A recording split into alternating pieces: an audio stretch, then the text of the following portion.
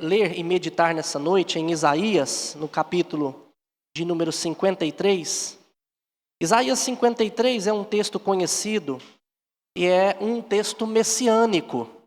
Ele fala a respeito de Jesus. Eu vou ler o texto todo e depois nós vamos meditar nesses versículos. E eu quero mostrar para vocês algumas verdades nesse texto que tem a ver com a nossa paz. Vamos ler todos. Quem creu em nossa pregação? E a quem foi revelado o braço do Senhor? Porque foi subindo como renovo perante ele, e como raiz de uma terra seca, não tinha aparência nem formosura. Olhámo-lo, mas nenhuma beleza havia que nos agradasse. Era desprezado e o mais rejeitado entre os homens, homem de dores, e que sabe o que é padecer. E como um de quem os homens escondem o rosto, era desprezado, e dele não fizemos caso. Certamente ele tomou sobre si as nossas enfermidades e as nossas dores levou sobre si. E nós o reputávamos por aflito, ferido de Deus e oprimido. Mas ele foi traspassado pelas nossas transgressões e moído pelas nossas iniquidades. O castigo que nos traz a paz estava sobre ele, e pelas suas pisaduras fomos sarados. Todos nós andávamos desgarrados como ovelhas, cada um se desviava pelo caminho, mas o Senhor fez cair sobre ele a iniquidade de nós todos. Ele foi oprimido e humilhado, mas não abriu a boca. Como cordeiro foi levado ao matadouro, e como ovelha muda perante os seus tosquiadores, ele não abriu a boca. Por juízo o opressor foi arrebatado, e da sua linhagem, quem dela cogitou? Porquanto foi cortado da terra dos viventes, por causa da transgressão do meu povo, foi ele ferido.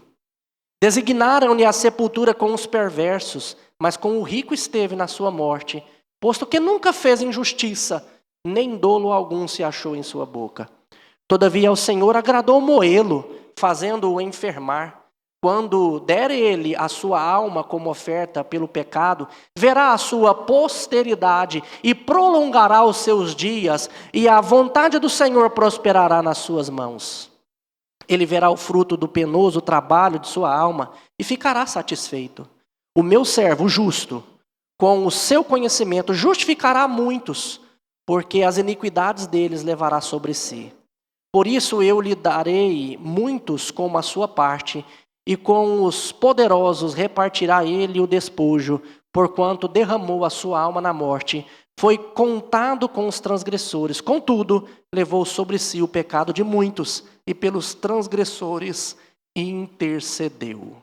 Eu já contei uma história aqui, de uma certa vez um rei promoveu uma disputa entre os artistas do seu reino para ver quem pintava o melhor quadro.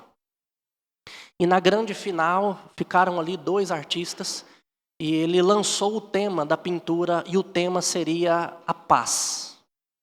Então aqueles artistas pintaram os quadros, colocaram ali um lençol sobre os quadros, viraram os quadros e então o rei mandou tirar o quadro de um lado, uma pintura, uma casa na beira de um lago, uma árvore plantada ali na ribeira, um fruto caindo dentro do lago, fazia aquelas ondinhas, como a gente joga uma pedra no lago tranquilo, mostrando que a água era bem tranquila.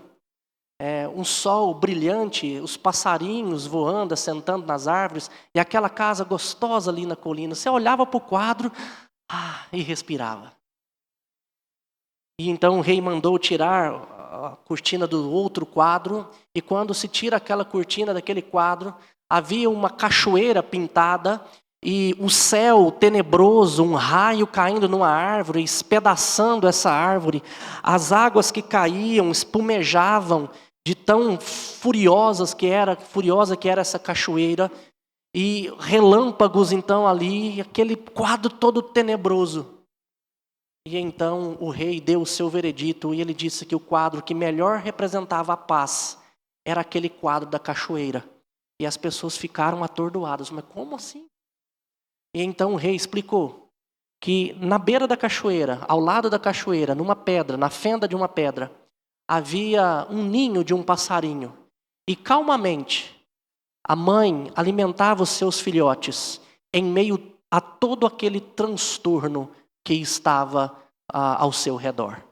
Então o rei explicou que paz não significa ausência de tribulações, mas encontrar tranquilidade em meio a elas. Isso é paz. E meus irmãos, qual é o preço da sua paz? O que você daria para ter paz em meio a tantas dificuldades? Em meio ao nosso país instável como está economicamente, politicamente falando, de um país de injustiça social, direto eu tenho falado isso para vocês. E não é desse governo que eu estou dizendo de vários governos que vêm anterior a esse. Nós vivemos em um país assim, que nos tira a paz muitas vezes. Na nossa casa, muitas vezes não temos paz uns com os outros, com os nossos filhos, com o cônjuge. O que nós daríamos para ter paz? E é isso que eu quero falar com vocês nessa noite, o preço da nossa paz. As verdades transformadoras do sacrifício do servo do Senhor, o sacrifício de Cristo Jesus.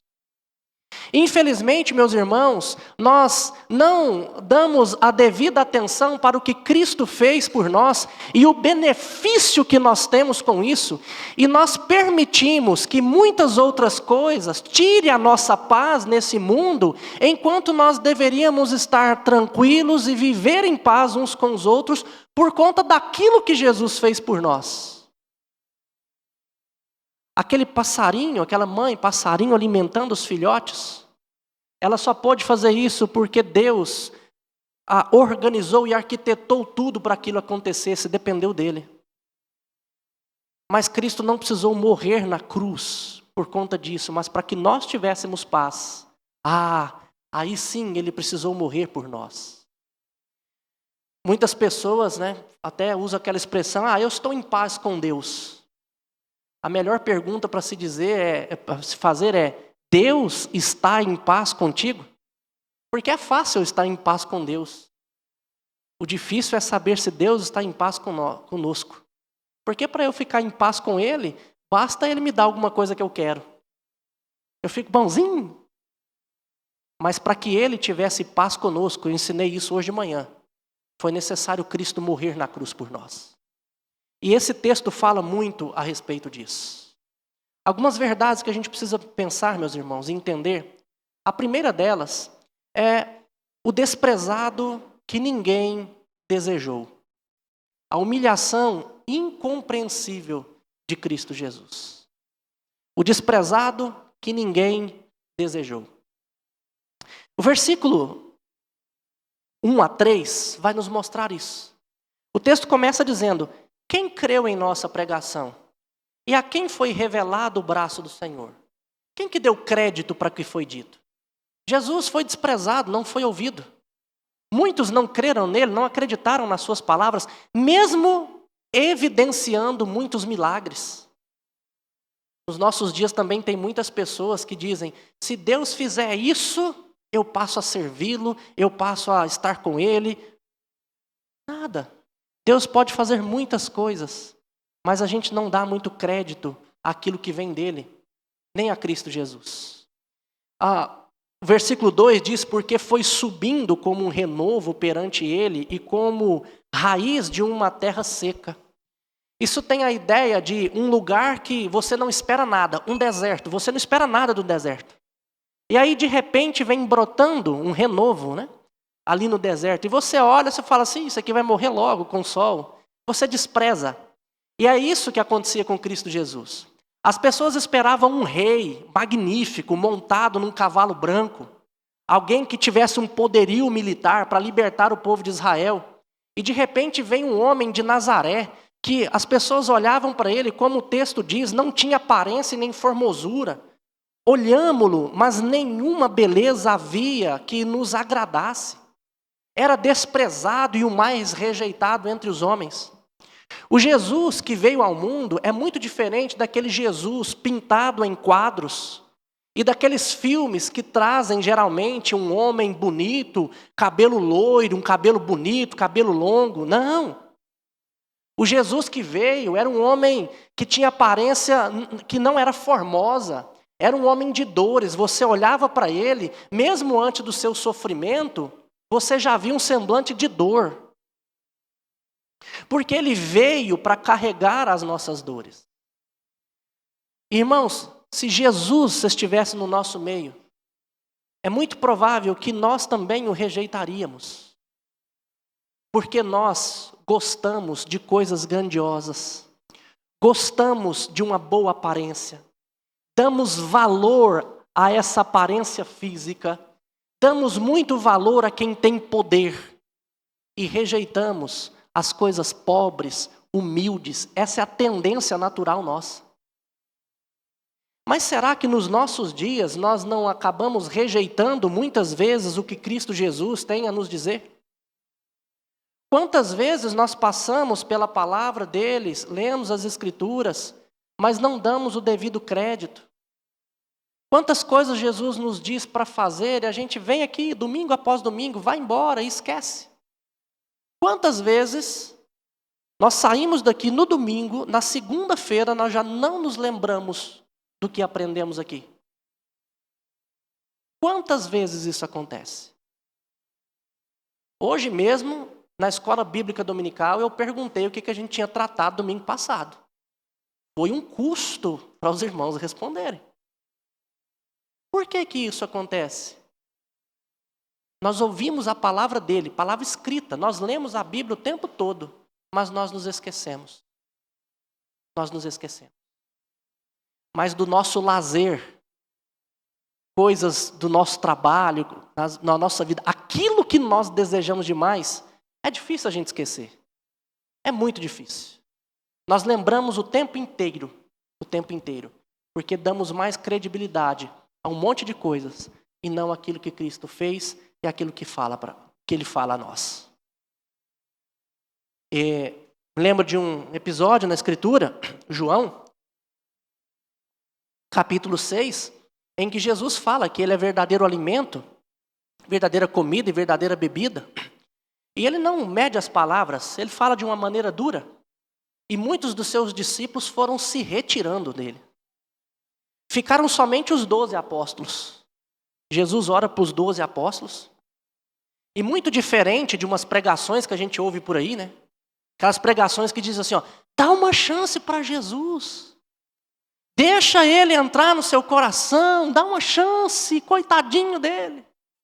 Ao invés disso, Jesus vira para os seus apóstolos e diz, vocês não querem ir embora também? Os outros já foram. Vocês também não querem ir? E Pedro então diz naquele instante, Senhor, para onde iremos? Para onde? Para quem iremos? Só Tu tens as palavras de vida e nós temos crido que Tu és o Cristo, o Filho de Deus. Meus irmãos, Pedro ali entendeu que as palavras de Jesus são as coisas mais preciosas deste mundo. Mas Jesus foi desprezado pelo seu povo, rejeitado por muitos. E muitas vezes, de maneira inconsciente, nós fazemos a mesma coisa. Nós fazemos a mesma coisa. Mas é importante eu entender que Ele morreu por nós. E aqui a segunda verdade que eu gostaria de tratar com vocês tem a ver com a troca divina, ferido pelas nossas transgressões.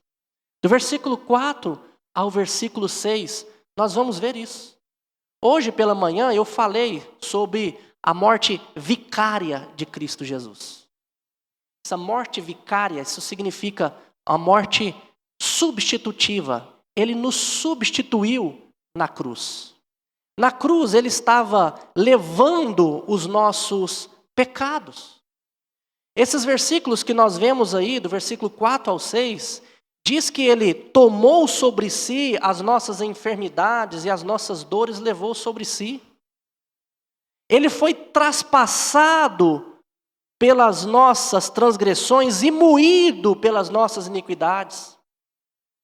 o castigo que nos traz a paz estava sobre ele, ou seja, ele tirou de nós o castigo de Deus, levou sobre ele e deu a nós a sua paz. Então ele nos substitui,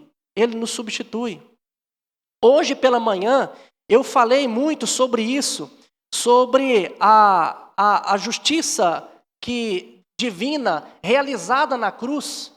Na cruz, Cristo estava aplacando a ira divina. Eu disse hoje pela manhã que Ele é a nossa propiciação, ou seja, a propiciação dos nossos pecados. Um versículo que lemos aqui na liturgia, 1 João, capítulo 2, versículo 2, diz que Ele é nosso advogado porque Ele é a propiciação pelos nossos pecados. O que é propiciação? Como eu expliquei hoje de manhã, essa palavra propiciação, que aparece muitas vezes na Escritura, falando a respeito de Cristo, significa o ato de aplacar a ira de Deus, tornando-o favorável a nós. Então a ira de Deus estava focada em nós. Nós merecíamos ser moídos, nós merecíamos ser traspassados, nós merecíamos ser pisados, nós merecíamos viver eternamente feridos. Nós merecíamos isso, porque nós nascemos pecadores, nascemos em pecado, como a Bíblia nos ensina, não há um justo sequer nesse mundo, nenhum que Deus considere justo, portanto nós merecíamos tudo isso. A ira de Deus estava sobre nós, como Paulo também nos ensina em Efésios capítulo 2, versículo 2, que todos nós éramos por natureza filhos da ira de Deus. Mas Jesus, ele vai para a cruz e recebe sobre ele toda essa ira que estava sobre cada um de vocês, sobre mim, sobre todos nós. Ele então aplaca a ira divina. Ele recebe toda essa ira para que Deus pudesse olhar para nós com um olhar benevolente. É a partir daí que nós temos paz com Deus, porque se nós não tivéssemos sido substituídos por Ele, como nós vimos, Cristo tomou a nossa pena, o castigo que nos traz a paz, o castigo que era nosso, a pena que era nossa, Ele levou sobre Ele, e é por causa disso que Ele então nos reconcilia com Deus. Ele nos reconcilia com Deus.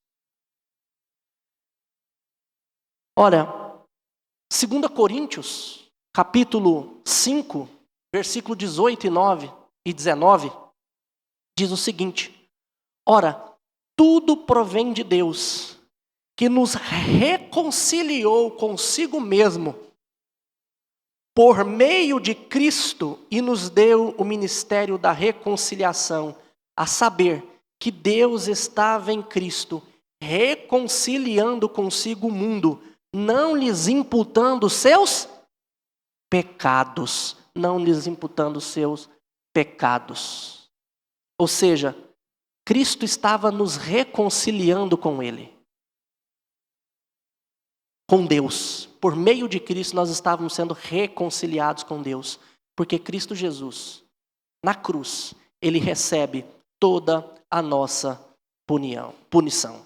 Aquilo que era para nós. Meus irmãos, o preço dessa paz que nós agora temos com Deus foi caro demais. Para nós vivermos mais uma vez agora angustiados com coisas que passam. Olha, o nosso cônjuge pode nos contrariar, e vai contrariar, é falho. Os nossos filhos podem nos decepcionar. Os nossos irmãos também. As expectativas que nós temos uns nos outros se frustram. Mas isso não é motivo para tirar a paz que nós deveríamos ter constantemente. Porque quando eu lembro o sacrifício que Cristo fez por mim e pelo meu cônjuge, pelo meu filho, quando eu lembro o que eu merecia, igual ao meu cônjuge, igual ao meu filho, igual aos meus irmãos, e eu começo a pensar de maneira diferente e a começar a ter compaixão, a orar por essas pessoas, a ter compaixão dos erros, das falhas, não sendo conivente, mas caminhando junto, eu consigo encontrar paz, caminhando junto com essas pessoas. Quando eu olho para a situação que nós enfrentamos, essa situação nossa de incerteza pode deixar de ser incerta e passar a ser certa. Problema financeiro, crise econômica, crise política, uma devastação. Eu vejo muita gente ficando com medo, o Brasil vai virar uma Venezuela. Eu vejo muita gente falando isso e com medo disso e perdendo a paz por isso. A gente pode ter medo disso. Pode. A gente pode orar a Deus para isso não acontecer. Mas o que eu quero te dizer, não perca a sua paz em meio a esses pensamentos, porque nós podemos viver em um país pior do que Venezuela, mas ainda assim nós teremos paz com Deus em meio às dificuldades. Interessante, tem um texto, Lucas, capítulo 2, versículo 25, diz, o cântico de Simeão, diz: havia em Jerusalém um homem chamado Simeão, homem esse justo e piedoso que aguardava ou esperava a consolação de Israel. E o Espírito Santo levou ele, revelou para ele que ele não passaria daquele período sem ver a salvação de Deus. Versículo 28, olha só, desse texto de Lucas 2, diz: Simeão tomou Jesus nos braços, aquela criança, e louvou a Deus dizendo, versículo 29, agora, Senhor, podes despedir em paz o teu servo, segundo a tua palavra, porque os meus olhos já viram a tua salvação. Meus irmãos, a realidade política, a realidade econômica não mudou. Mas Simeão aguardava o consolo, aguardava a esperança, e mesmo ao caos político, mesmo as injustiças que eram praticadas ali naquele período, ele louva a Deus e diz, agora o Senhor pode me despedir em paz, porque eu já fitei, eu já olhei para a tua salvação. Meus irmãos, a nossa morada não é aqui. Um dia nós vamos morrer, e nós estaremos com Cristo no céu. Mas o dia que Cristo voltar, Ele vai restaurar todas as coisas, como Paulo nos ensina em 1 Coríntios, capítulo 15. Nós vamos ressurgir dos mortos, agora corpo transformados. Por isso que Jesus é a primícia dos que dormem. Ele é o primeiro que ressuscitou dessa maneira, corpo glorioso. Um dia nós iremos ressuscitar, como Apocalipse nos ensina. Nesse período não vai haver mais choro, não vai haver mais injustiça, não vai haver mais nada que me causa mal. Mas eu preciso olhar, porque embora aqui eu passe por dificuldades, eu ainda preciso olhar para frente, olhar para o autor e consumador da nossa fé e esperar que um dia tudo isso vai passar. Desta maneira, eu vou enfrentar as dificuldades sem perder a paz. A paz que custou tão caro e custou o sangue de Cristo Jesus. Eu sempre gosto de dizer que o problema da vida da igreja, até o que destrói a igreja, que divide a igreja, que divide as famílias, o problema disso, que faz isso não é o pecado em si. Porque o pecado é uma realidade. Todos nós aqui somos pecadores. Todos nós. Todos nós vamos errar uns com os outros. Todos nós. O problema não é o pecado em si. O problema é a maneira como nós lidamos com o pecado. Porque se o irmão comete uma injustiça, e eu acho que eu sou mais justo do que ele não deveria fazer isso, eu começo a alimentar a angústia, a amargura no meu coração, e a coisa desanda toda. O problema na nossa vida não é o pecado. O seu cônjuge vai sempre errar com você, o seu filho também. Filhos, papai e mamãe vão errar com vocês. ora vai falar mais bravo, ora pode disciplinar vocês de uma maneira que não deveria. Isso tudo pode acontecer. Mas uma coisa que nós precisamos entender é que todos nós somos injustos. Todos nós somos pecadores e falhamos uns com os outros. O problema não é o pecado em si, mas como nós lidamos com ele. E aqui, uma terceira verdade desse texto, que nos ajuda a lidar com esse tipo de coisa, que tem a ver com a submissão silenciosa de Cristo, o caminho para a nossa retidão. O caminho para a nossa retidão. Versículo 7 em diante diz que ele foi oprimido e humilhado, mas não abriu a boca. Por juízo o opressor foi arrebatado, e da sua linhagem quem dela cogitou? Porquanto foi cortado da terra dos viventes por causa da transgressão dele? Não, do seu povo, do povo de Deus.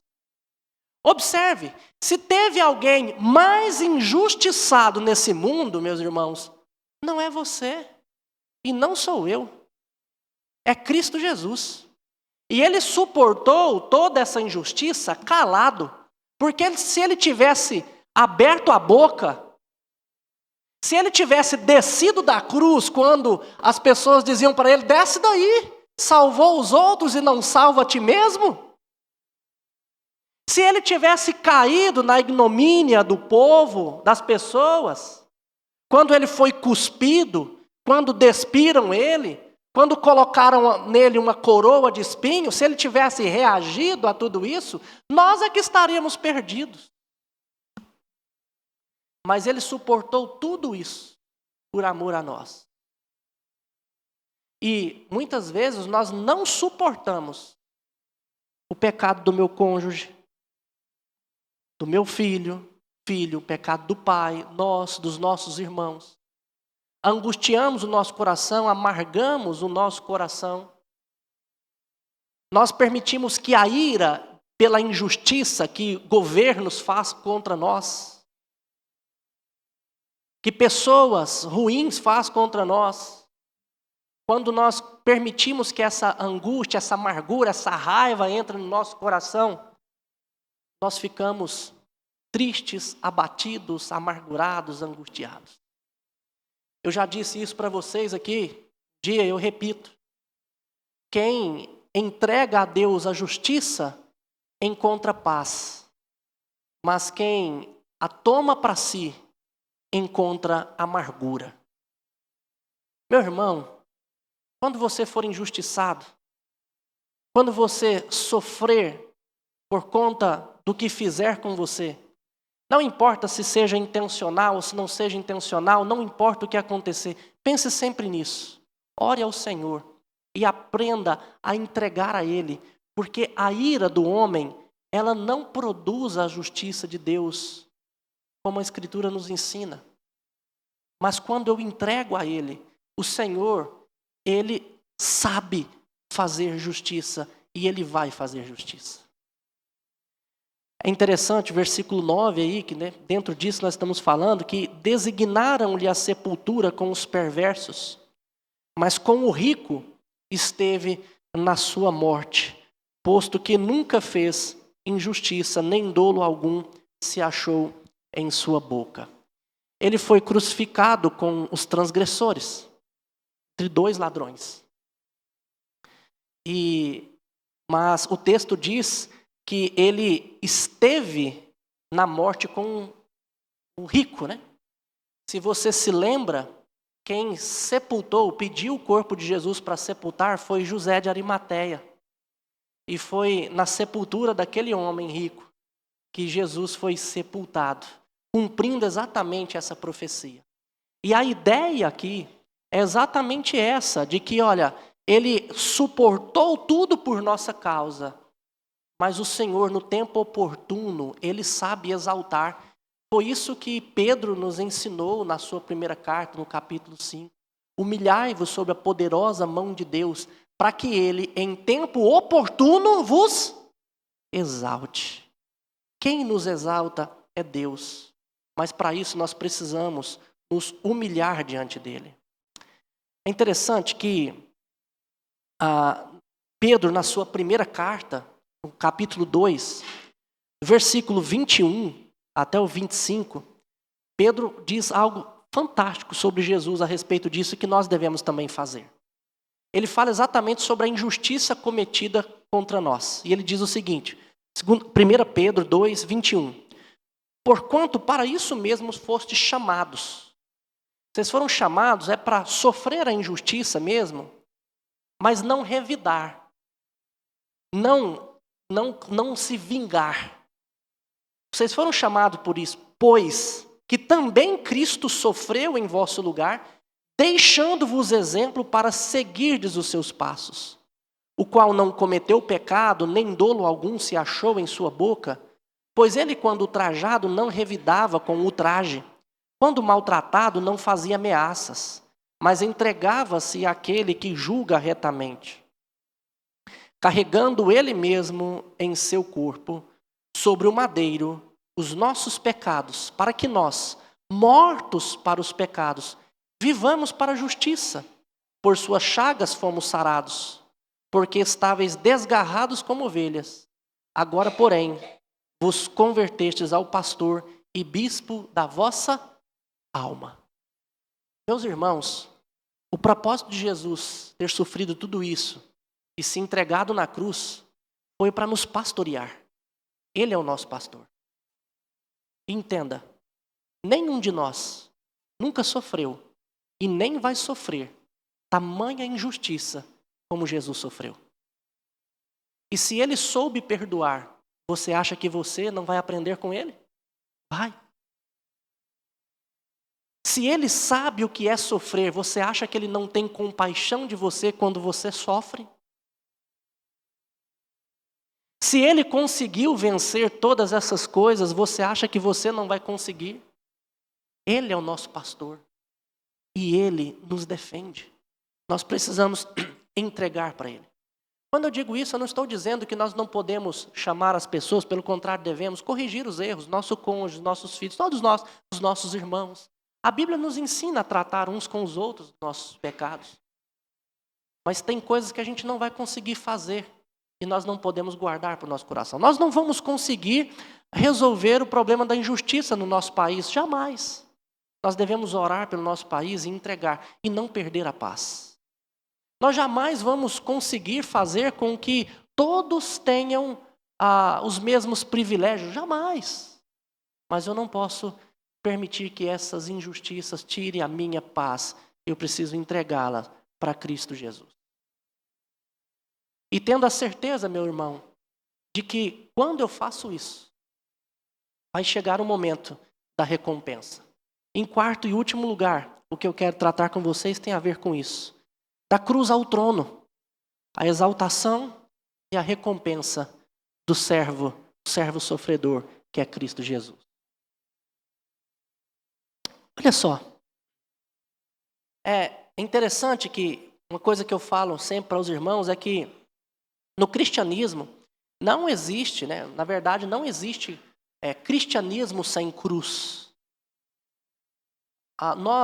É na cruz que nós encontramos a benevolência de Deus, é na cruz também que nós encontramos a exaltação de Deus. Não há como desviar-nos da cruz, mas o caminho da cruz é o caminho também da glorificação. Vai chegar um dia que, assim como Cristo foi glorificado, assim como Cristo recebeu a sua recompensa, nós também receberemos a recompensa.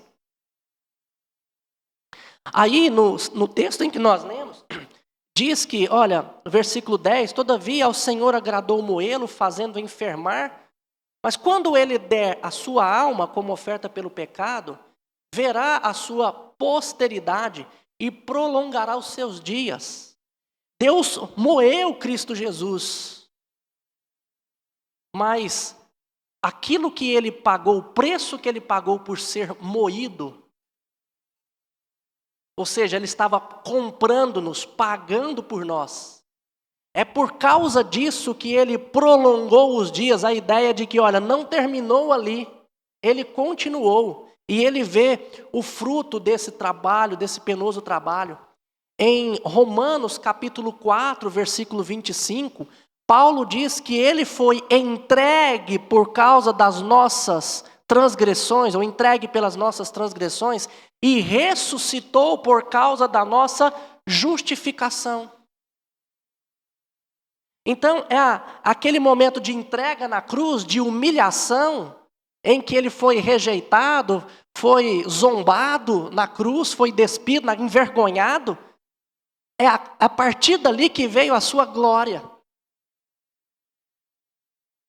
Em versículo 12 diz que ele dará a muitos como sua parte.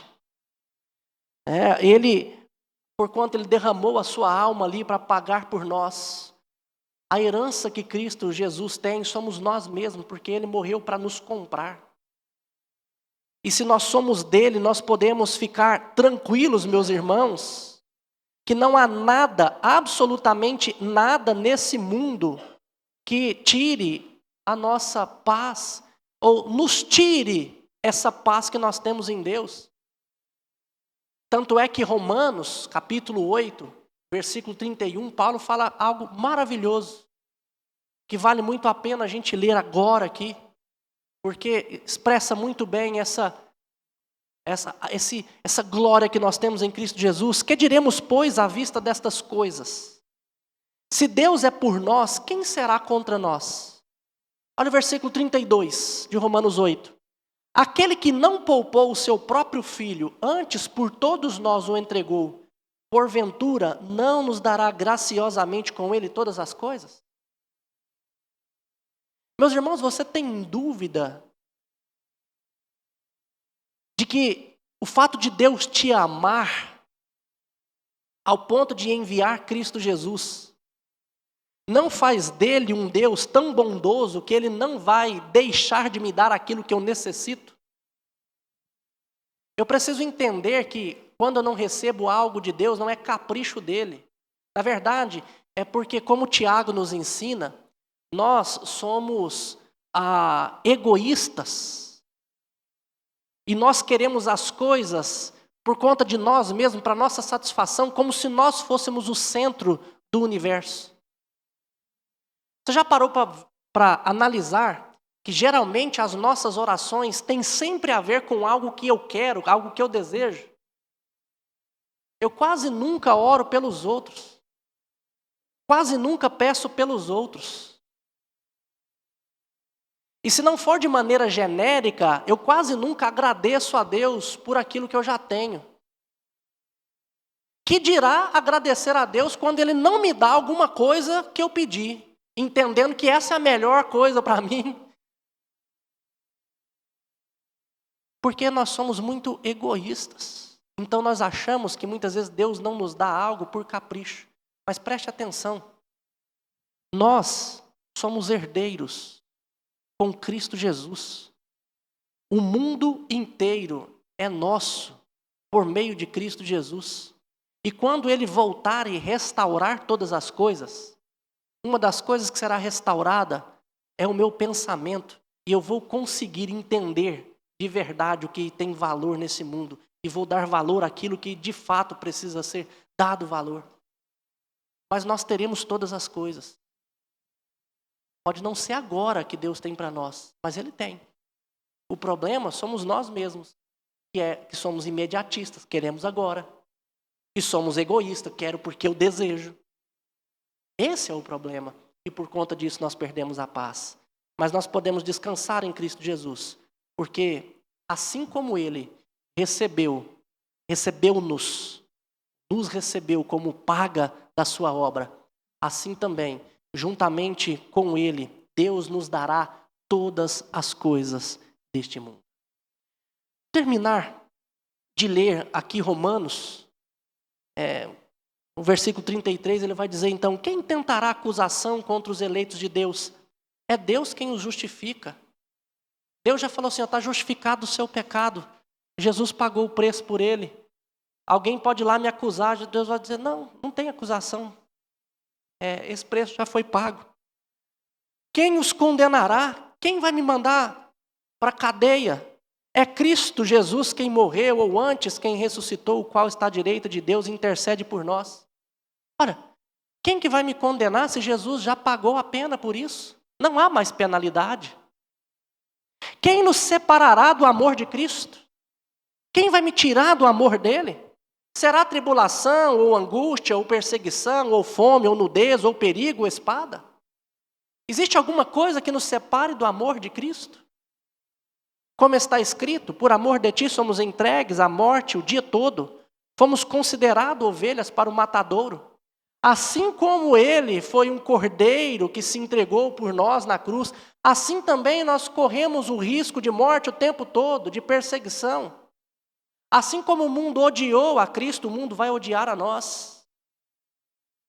Mas ele diz, versículo 37, em todas essas coisas, porém, somos mais que vencedores por meio daquele que nos amou. E aí Paulo diz com toda certeza, porque eu estou bem certo de que nem a morte, nem a vida, nem os anjos, nem os principados, nem as coisas do presente, nem do porvir, nem os poderes, nem a altura, nem a profundidade, nem qualquer outra criatura poderá separar-nos do amor de Deus que está em Cristo Jesus, o nosso Senhor.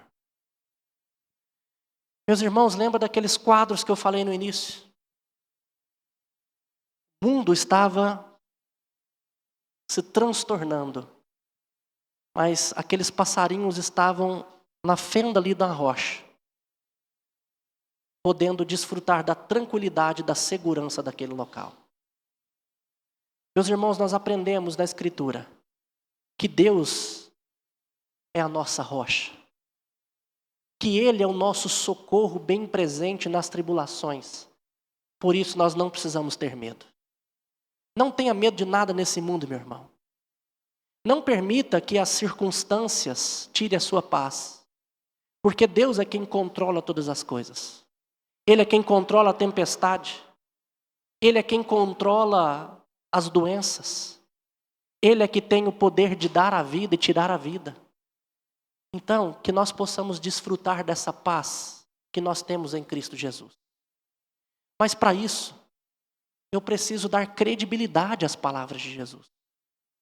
Quem creu em nossa pregação? Nós precisamos ouvir aquilo que Jesus nos ensina e fazer. Nós temos que entender o que Ele fez por nós na cruz. E nós precisamos seguir o seu exemplo naquilo que Ele nos deu exemplo. Morrer na cruz em nosso lugar, só Ele podia fazer. Mas não praticar a justiça por si só, não abrir a boca enquanto era ultrajado e ultrajar também, isso nós podemos imitá-lo, é o que Pedro nos ensina a fazer. E descansar que a nossa herança está nele. E assim, com certeza, nós encontraremos paz em meio às dificuldades. Amém? Vamos nos colocar em pé, orarmos e receber a bênção do nosso Deus. Pai, nós queremos louvar e engrandecer o seu nome por tudo que o Senhor tem feito por nós. Obrigado, Senhor, pelo sacrifício de Cristo Jesus na cruz.